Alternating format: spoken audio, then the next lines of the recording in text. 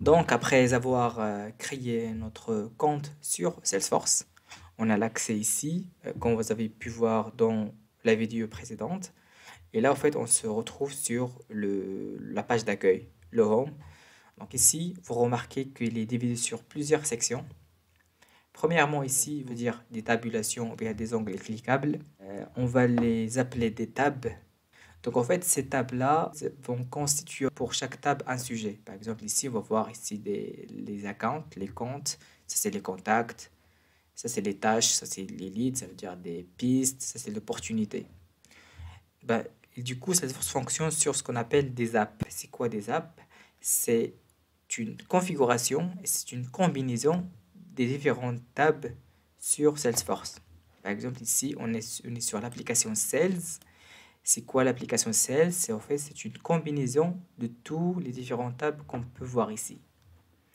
Et déjà, quand on configure Salesforce, ces tabs viennent en standard, ça veut dire c'est prédéfini, préconfiguré par Salesforce.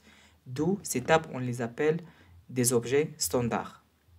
Et du coup, comme c'est la combinaison des objets standards, même cette app, c'est une app qui s'appelle Sales, c'est une app standard qui vient avec la configuration Salesforce.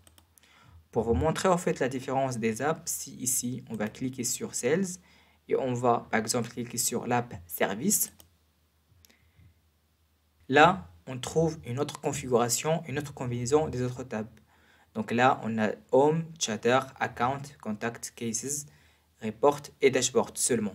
Donc là en fait c'est une autre application qui va servir pour d'autres fins.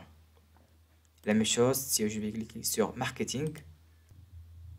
Donc l'application Marketing, il se compose de d'autres combinaisons des tabs sur Salesforce. Et ce qu'on voit ici, au fait, des tabs, c'est des tabs standards qui sont déjà préconfigurés. Ce qu'on appelle les objets standards Salesforce. Je vais revenir sur mon application Sales.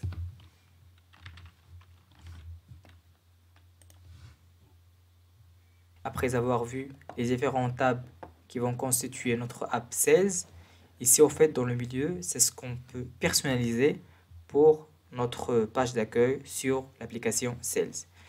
Tout ce que vous voyez ici, en fait, c'est des composants personnalisables et aussi ça dépend des besoins du client, de la société. Je vous montre en fait deux exemples. Par exemple, ici, vous voyez c'est les différents reporting, les différents tableaux de bord sur cette page d'accueil qui est un exemple que j'ai pris sur Internet. La même chose ici, en fait, c'est un autre type de dashboard. C'est pour la partie service. C'est la composition des rapports, des KPI et aussi un suivi des demandes et des requêtes qui sont venues via les clients.